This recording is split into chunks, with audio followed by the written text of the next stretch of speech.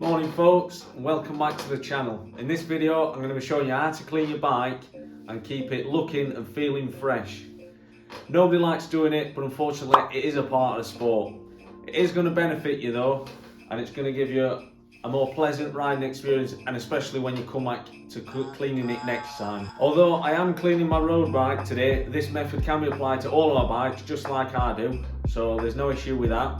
Now normally I would start off with a low powered jet wash, but today we're going to miss that step. So do as I say, not as I do. Generally, if you've just come off your ride, best time to do it is when it's fresh and you've just come back. Because if you leave it like I have been doing, because I've been riding to work and back, it builds up and it's a bit more of a challenge. But yeah, I'm missing the low powered jet wash right now, but you'll do it.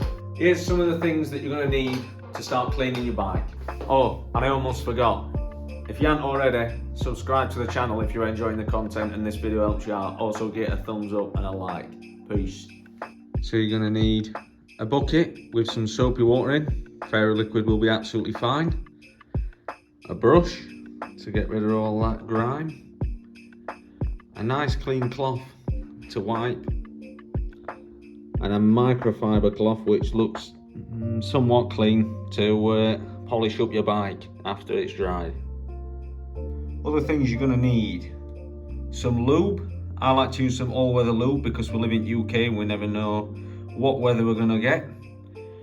And of course, all-time favourite, GT85.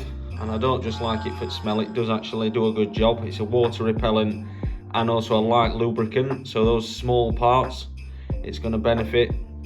Muck off silicone shine, of course it gives it that nice shine as it says, and it also just repels a little bit more muck when it goes on your bike and just makes it a little bit easier to clean when you do come to clean your bike again. And of course you want to keep all of those contaminants off your brake pads, your rims, things like that. So we've got some disc brake cleaner and some disc rotor wipes. You're also probably going to need some kitchen roll just to clean up your rims with your disc brake cleaner, and also I like to use it when cleaning my chain. I'd also get an old towel that you don't mind getting dirty as well. This is going to be good for drying your bike off and cleaning between your cogs on your cassette. Just a few other things what I like to bring when I'm doing this sort of work: a cup of coffee, always, because coffee's life. I've also got some water with me, so stay hydrated kids, drink, it's good for you. I also like to light some incense just because that's just me. I don't know, I like it. And also get some banging tunes on, man. I've got my old iPod here, so I know some of you have probably got all your nice fancy Spotify. Me, I'm old school with iPod. Get some tunes on, honestly, it'll make time go a little bit quicker. Plus you can get a few dance moves going, you know, shake your ass and all that lot while you're cleaning and making your bike look good. So let's go. So first off, I'm just removing both my wheels to make it easier when cleaning in and out of those tight spots on the frame. And if you can remove your chain, this makes it easier when giving it a little fettle. Don't be afraid to go heavy with your soapy water. You want to make sure you get as much road grime and muck off right at this point. Here I am just jamming some hip hop, thinking I'm cool. Then you want to gently start drying your bike off, getting most of the bubbles and any excess water. I like to give it just a little blow in any tight spots just to drive out any moisture, make it easier. Right, so at this point of the clean, I usually just get a quick bearing check and a brake pad check. So I'll just check see whether there's any rumbling or any play within the headset bearings, any rumbling noises amongst the bottom bracket bearings. All sounds smooth and good. Check the derailleur for any loose play. Just little things like that. Obviously, it's not stuff you're going to be doing, but it's nice to know that maybe some things might need changing, such as my brake pads do need a change. My Strava stats are showing that I've done about 1,500 miles this year on this bike, so understandably they need changing.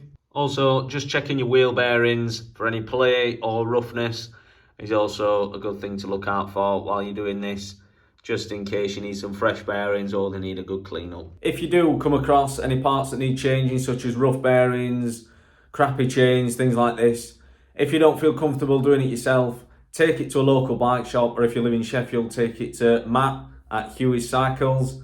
He's the best ginger mechanic in Sheffield. I can vouch for him, what a sound bloke.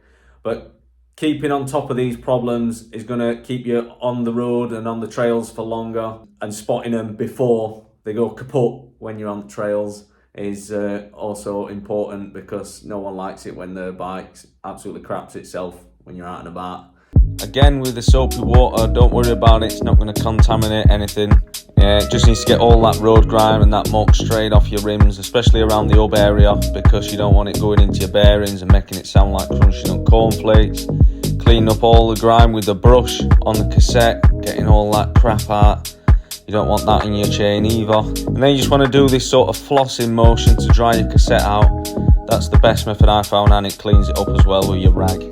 Follow this up with a little bit of GT85. Make sure your rims are protected and you've got some kitchen roll to wipe off any excess. This is just going to drive any moisture out and protect it. I like to squirt also the derailleur, getting in those cogs and a little bit around those moving parts. And then also just give it a move up and down with the gear shift to make sure it's worked in. Do this on both for your front and rear derailleur. Because I'm changing my brake pads, I am removing them, so when I'm lubing it up, they're not in the way.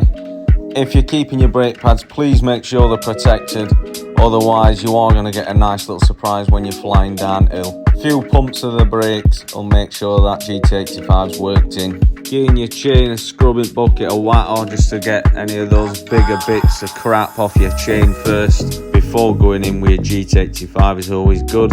Then we're going to lay out your chain on some kitchen roll, drive any of those finer bits out with the GT85. I also like to pick it up and do it like this method as well. Then you want to wipe any excess off with your kitchen roll, which you've got, and then she should be all clean. At this point, you can just bang your chain back on because it's almost ready to put wheels back on as well, and get ready to build up because your bike is nearly all clean. Blob a bit of oil on your chain, wipe away the excess, run it in, and she should be good to go. Fresh. Get your muck off shine, put it on your microfiber cloth and polish her up. Don't put it anywhere near your brakes, because otherwise you'll end up in someone's front garden, I guarantee it. Disc brake cleaner straight on kitchen roll, wiping those rims or your disc brakes, just to make sure there ain't any contaminants that mine have got on there.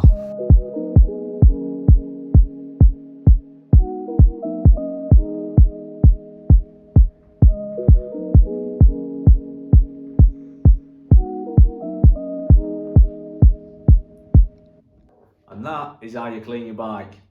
Hopefully this video was helpful to some of you and it inspired some of the lazy people who don't like to clean the bike, to keep it in tip-top shape and feeling good out on tracks and trails. If you like this video, give it a thumbs up, subscribe for more content, and I'll catch you in the next one. Thanks for watching. Peace.